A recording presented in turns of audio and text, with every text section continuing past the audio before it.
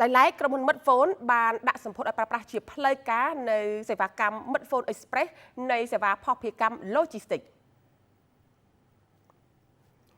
ក្រុមហ៊ុន Midphone នៅថ្ងៃទី9មិថុនាឆ្នាំ2026បានដាក់ឲ្យដំណើរការជាផ្លូវការនៅ Midphone Express ដែលជាសេវាកម្មភស្តុភារកម្ម Logistics ថ្មីបំផុតរបស់ខ្លួនបានឆ្លុះបញ្ចាំងពីការបោះជំហានដ៏ច្បាស់លាស់និងជាសមិទ្ធផលដ៏សំខាន់មួយក្នុងយុទ្ធសាស្ត្រពង្រីកប្រព័ន្ធ Ecology Digital របស់ក្រុមហ៊ុន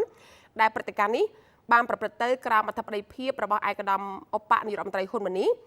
ឯកឧត្តមជីវ៉ាន់ដេតរដ្ឋមន្ត្រីក្រសួងបរិស្ថានទូរគមនាគមន៍នាយឧត្តមស្នេហ៍គវៀងវ៉ាន់កៅសមាជិកគណៈកម្មាធិការមជ្ឈិមបកនិងជាអនុរដ្ឋមន្ត្រីក្រសួងការពារជាតិវៀតណាមព្រមទាំងមានការចូលរួមពីតំណាងមកពីបណ្ដាក្រសួងស្ថាប័នពាក់ព័ន្ធនៃប្រទេសទាំងពីរនៅឱកាសនោះភ្ញៀវកិត្តិយសទាំងអស់បានទស្សនានិងស្វែងយល់ផ្ទាល់ពីប្រព័ន្ធ Ecology Digital ដ៏សម្បូរបែបនិងទូលំទូលាយរបស់ក្រុមហ៊ុន Midphone ដែលក្នុងនោះគឺមានដំណោះស្រាយបច្ចេកវិទ្យាលេចធ្លោសំខាន់ដូចជាបច្ចេកវិទ្យា 5G ការរួមបញ្ចូលប្រព័ន្ធ Robotics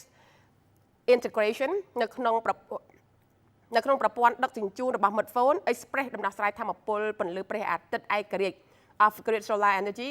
ព្រមទាំងសេវាកម្មកំសាន្ត Game TV 360 និង e-money ជាដើម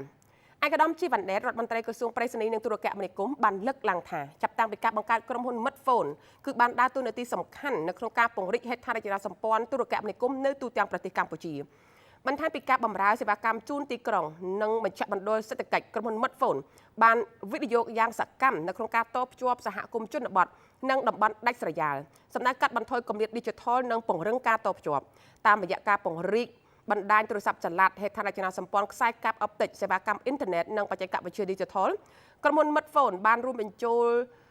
ជាចំណែកយ៉ាងសំខាន់នៅក្នុងការធ្វើឲ្យប្រសើរឡើងនៅ access នៅព័ត៌មានការអប់រំសេវាកម្មសុខភាពឱកាសពាណិជ្ជកម្មសេវាកម្មសាធារណៈសម្រាប់ប្រជាពលរដ្ឋកម្ពុជានាយឧត្តមស្នេហ៍វៀងវ៉ាន់កៅ